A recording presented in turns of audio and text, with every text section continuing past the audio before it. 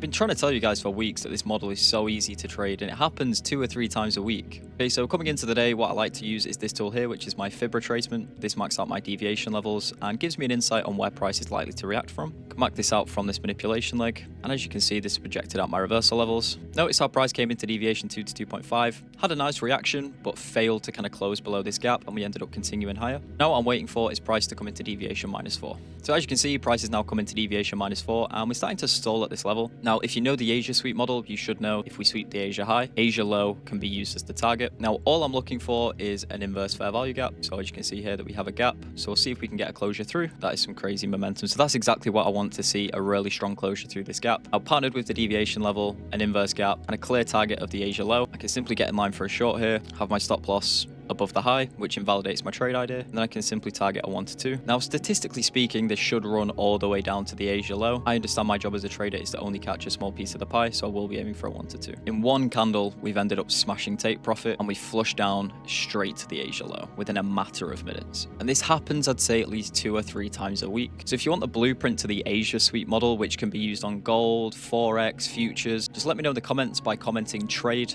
and I'll send you a PDF explaining everything via DM.